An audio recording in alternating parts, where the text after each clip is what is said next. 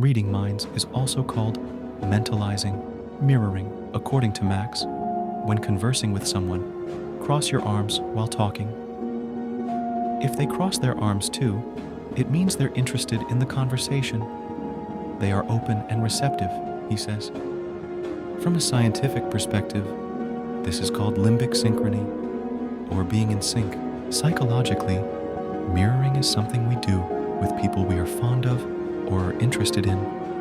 Mirroring is a way of showing empathy in a nonverbal way and a signal that we are connected with someone. Nerves called mirror neurons are responsible for our mimicking behavior. Fidgeting. The next way to determine what someone is thinking is by noticing their fidgeting. For dudes, they usually start fidgeting and touch their face. For girls, they usually start adjusting their clothes, their jewelry, or start touching their necks, Max says.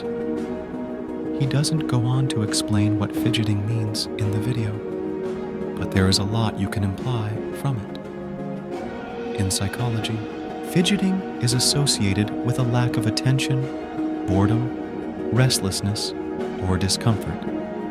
It is the body's way of trying to stay engaged, so if the other person is fidgeting, they may not be into you or what you are saying. But before you jump to that conclusion, you should also know that fidgeting can denote stress or anxiety if the conversation or situation is intense. You may not be the problem after all. Nodding. No one will ever agree with every single word you say.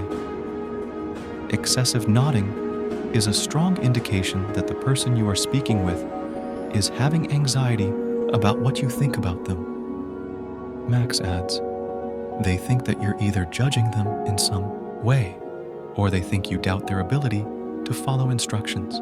Now, occasional subtle nodding when speaking with someone shows that you are attentive and in agreement, but overdoing it can make you appear insecure and unsure of who you are.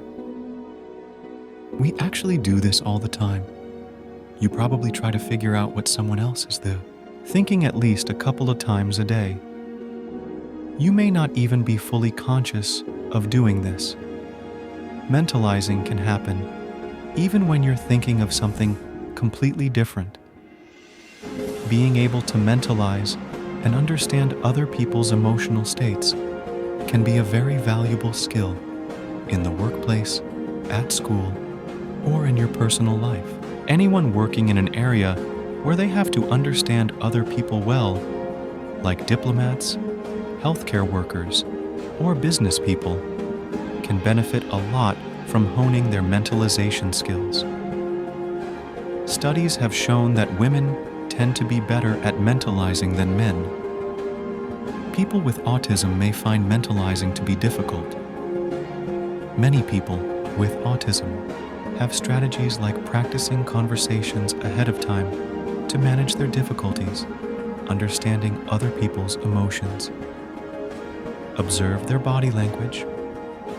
Reading body language is a key tool for understanding other people's mental states, but it can take some practice to learn. Body language can reveal things about people that they don't want to say, or that they may not even be aware of themselves. If someone is saying yes, but their body language says no, it can alert you that something is off.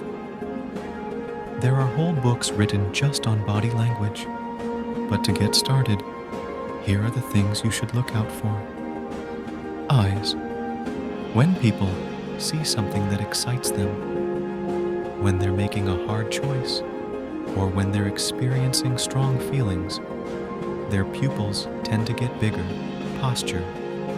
Does the person you're talking to seem stiff and tensed up, or relaxed? This can give you a clue as to how